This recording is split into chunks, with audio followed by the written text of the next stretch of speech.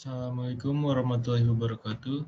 Perkenalkan, nama saya Muhammad Fadil Nagifari dengan NIM 12022230011 dari kelas SI 4607. Di sini saya adalah anggota dari kelompok 9. Oke, di sini saya akan membahas tentang DHCP V4. Nah, apa sih DHCP V4 itu? Nah, DHCP V4 itu adalah yang singkatan dari Dynamic Host Configuration Protocol versi 4, yaitu adalah protokol yang menyediakan alamat IP V4 dan informasi konfigurasi jaringan lainnya secara dinamis kepada klien. DHCP V4 sangat berguna bagi administrator jaringan dalam mengelola alamat IP karena dapat diskalakan dan relatif mudah dikelola. Nah, apa aja sih manfaat DHCP V4 ini? Yang pertama yaitu adalah alamat IP dapat disediakan secara otomatis kepada klien, sehingga mengurangi beban konfigurasi manual pada setiap klien. Selain itu, alamat IP yang tidak lagi digunakan oleh klien dapat digunakan kembali, sehingga menghemat penggunaan alamat IP. Nah, di sini kita akan membahas proses DHCP V4. Jadi, di sini ada DHCP klien dan juga DHCP server pada masing-masing sisi ya. Nah, dimulai dari DHCP klien itu sendiri. Jadi yang pertama yaitu dari DHCP klien, dia akan mengirimkan request berupa IP address. Nah, di sini dinamakan dengan DHCP discover. Kemudian DHCP server akan merespons dari DHCP klien tersebut dengan mengirimkan IP address offer kepada DHCP klien. Nah, ini disebut dengan DHCP offer.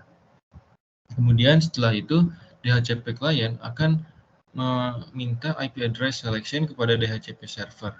Nah, kemudian DHCP server menerima dan juga proses ini namanya adalah DHCP request. Kemudian dari DHCP server akan memberikan IP address acknowledgement kepada DHCP klien berupa kepada DHCP klien yang bernama prosesnya yaitu adalah DHCP back. Nah, di sini akan dijelaskan lagi lebih detail tentang masing-masing prosesnya itu sendiri. Jadi yang pertama di sini ada DHCP discover, yaitu adalah pesan pertama yang dikirim oleh klien ke jaringan untuk meminta alamat IP dari server DHCP. Pesan ini dikirim secara broadcast ke seluruh jaringan. Yang kedua ada DHCP over. Nah, di sini setelah menerima pesan DHCP discover, maka server akan merespons dengan mengirimkan pesan DHCP over yang berisi penawaran alamat IP, subnet mask, default gateway, dan informasi lainnya yang diperlukan oleh klien. Dan yang ketiga adalah DHCP request.